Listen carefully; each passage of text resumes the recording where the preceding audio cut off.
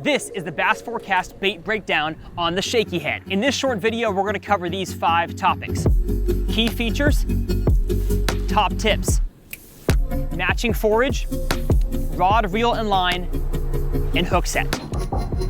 And let's start with the key features. When you need a lure to just get bit, the Shaky head is a great choice, and here's how it's built. The Shaky head is comprised of just 2 different parts: a soft plastic worm and a jig head. The jig heads come in 2 different styles though. The first being a screw lock to hold the hook in place, and the second being a standard worm keeper. This is what it looks like to rig both worms on their respective jig heads. It is relatively simple, but make sure you text pose your hook to give it a weedless presentation. And lastly, the lure category the Shaky head fits into is the Finesse slow moving bottom contact bait category. The retrieval on a Shaky head might be the easiest of any lure out there. Let me show you. Step number 1 is to cast out there to your target over your area, and then step 2 is to not close your spool, not close your bail until you are sure that your Shaky head is on the bottom. Click over your bail, reel in your slack, and then slowly hop or drag that Shaky head back to you. And I'm gonna emphasize very, very slow hops and slow drags. As the name implies, yes, you can shake it back to you,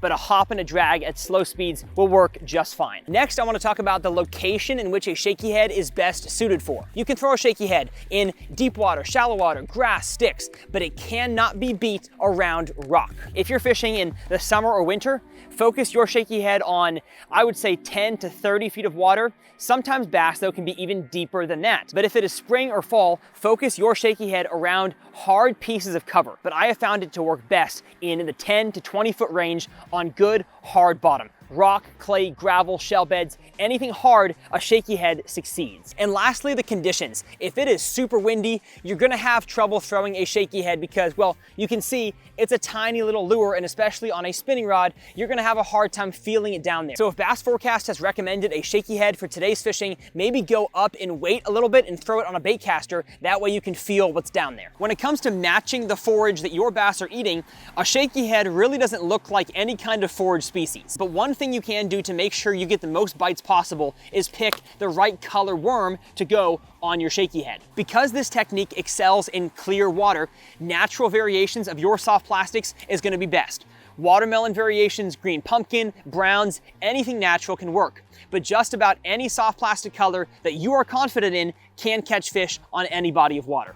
And lastly, the rod, reel, and line for a Shaky head is probably something you already have laying around in your collection. We recommend a medium power spinning rod of at least 6 foot 9 inches in length in either a moderate fast or a fast action. And for the fishing line, either 8 to 15 pound monofilament or fluorocarbon, or as I do, 10 to 15 pound braided line to a 8 to 12 pound fluorocarbon leader, depending on the structure I'm fishing around on the bottom. It's hard to go wrong with this combo. The last thing we've got to discuss is the hook set on the Shaky head, and let me tell you, it's pretty simple. All you got to do is lower your rod tip as you reel in your slack, and then lean back into that fish with a little bit of power.